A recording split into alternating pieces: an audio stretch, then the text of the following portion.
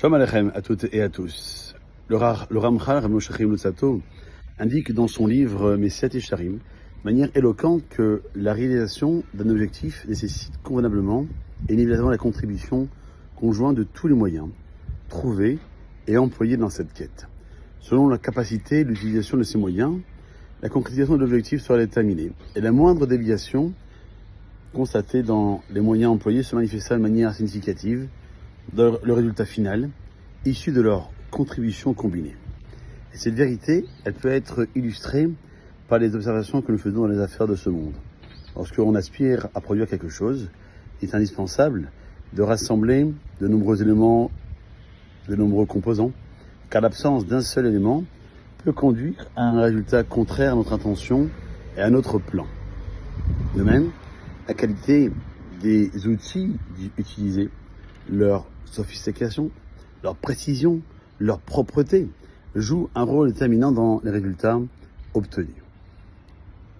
Par conséquent, afin d'accéder au monde futur, il est impératif de rassembler tous les moyens nécessaires, car dans le monde futur, les mérites sont évalués en fonction de la multiplicité des bonnes actions accomplies, de leur qualité, du niveau spirituel de l'individu. Par exemple, le juste, le sadique qui accomplit le commandement, la mitzvah de mettre les téphilines ne peut être comparé à une personne ordinaire accomplissant le même commandement, car leur élévation dans l'étude de la Torah, dans la crainte de Dieu, déterminera la subtilité de leur matérialité et par conséquent les actions qu'ils accomplissent seront radicalement différentes. Dans les maîtres du Moussar, on comprend de la façon suivante ce que est marqué dans la parasha de Bereshit, lorsque Dieu a dit « Faisons l'homme à notre image », comme si Dieu disait à l'homme « Je vais créer l'homme avec toi ». Dieu a créé les matériaux nécessaires, mais il incombe à chacun d'entre nous de les utiliser pour atteindre la perfection.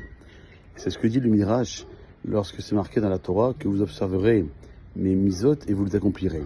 Là-bas, le Midrash rapporte que Dieu s'adresse à l'homme et lui dit « Si vous observez la Torah, cela vous est considéré comme si vous vous étiez créé, que vous aviez accompli les misot. » Et cette idée, elle est vraie, car le Talmud dit dans Masat Avazah, page 20, Amoud Aleph, que l'homme se perfectionne grâce à la vigilance, à l'empressement et d'autres qualités. Le Ramchal, dans son livre, donc le Messiat Yesharim, chapitre numéro 4, il affirme que les individus qui sont en quête de vérité éprouveront une profonde détresse et subiront de nombreux maux s'ils se sentent dépourvus de perfection. Par conséquent, ils ne feront que s'efforcer de maximiser les moyens conduisant à la perfection et s'engageront de manière beaucoup plus rigoureuse. Ils ne devraient en aucun cas se reposer, se tranquilliser de peur de faillir à leur devoir en matière de perfection. Et Shlomo Meller, il le dit dans ses proverbes au chapitre 28, « Ashrei Adam Mefachet Tamid » heureux l'homme qui craint continuellement. Et on explique dans le traité de Brachot qu'il s'agit de tout ce qui se rapporte à la Torah.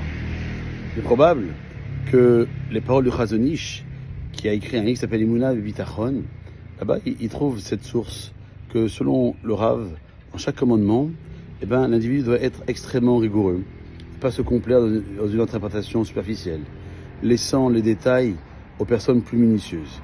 Il est essentiel d'accomplir chaque mitzvah avec intégrité.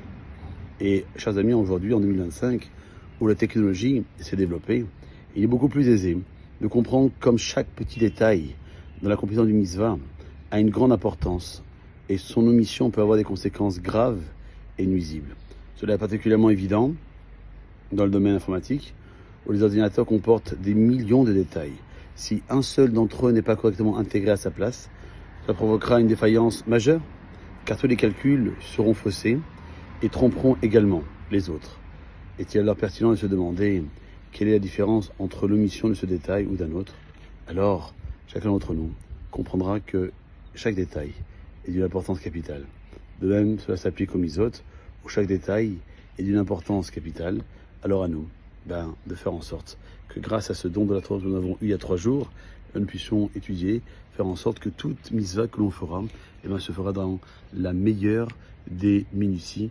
C'est le dikdouk, c'est cet art de faire les choses de la meilleure façon qui nous permettra de dégager ce temps de Géoula qui se profile à notre horizon, en espérant avec beaucoup plus de lumière. Bezrat Hashem. Passez une bonne journée.